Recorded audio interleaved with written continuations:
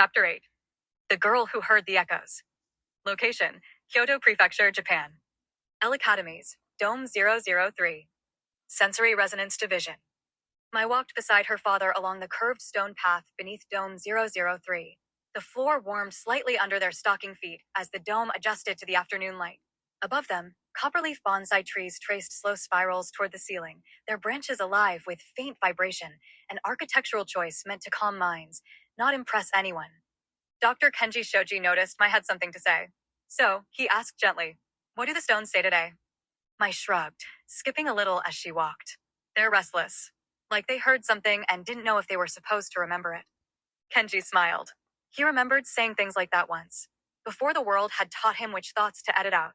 He had earned his doctorate at L Academy last year while raising Mai. Kenji was able to ask questions no syllabus could predict. L Academies hadn't accelerated him. They had simply never slowed him down. "That happens," he said. Curiosity echoes longer than answers. They stopped at the threshold of the sensory resonance chamber. Inside, the lights were dimmer than usual. Mai tilted her head. "You didn't schedule a session." "I didn't," Kenji agreed. Something inside the room pulsed once. Mai stepped forward without asking permission. Suspended at the center of the chamber was the object that had unsettled the archives for weeks. A jagged shard with a dark circular stone inside, metallic veins threading through it like frozen lightning.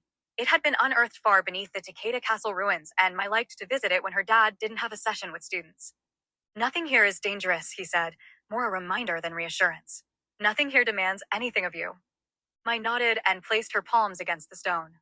It had been vibrating in the L Academy archives since yesterday when Rio activated the machine. Mai closed her eyes.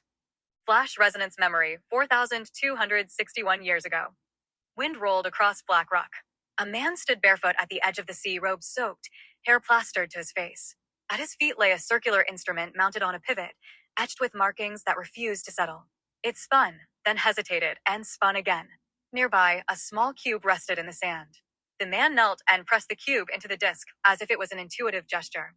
The spinning slowed. "This is not for rulers," he said to no one in particular. "They listen only for themselves." The sea surged. "This is not for elders either," he continued.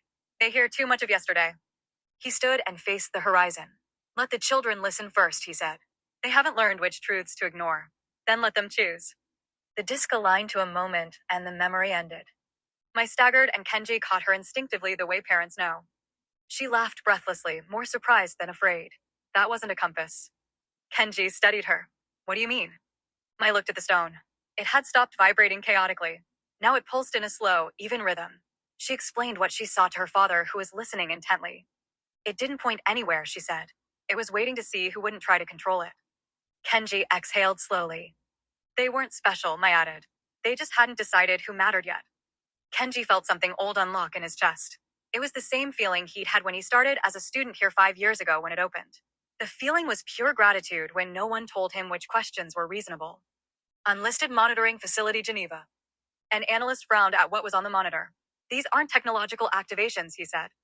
"Define that," an unknown voice demanded. "I can't," the analyst replied. "Tesla's secret journal, entry 171. The future will not belong to the intelligent. It will belong to those who were never trained to silence themselves. Only when the genuine of heart remember what the world has forgotten can the true coordinates be unlocked." Back in Dome 003. Mai leaned against her father. "Dad," she asked. "Yes," he said softly. "Do you think everyone could hear this if they stopped trying so hard?" Kenji smiled. "I think that's exactly what they were counting on." The stone pulsed once more. Mai's fingers trembling, she whispered to the stone, "You're not alone anymore." The spiral awakens. In Peru, Rio's countdown ticked to 41 days remaining, but across the globe, other machines stirred. One in the sands beneath the pyramids, one beneath Antarctic ice, and one pulsing faintly at the bottom of the Mariana Trench. Each was waiting for the voices of the children.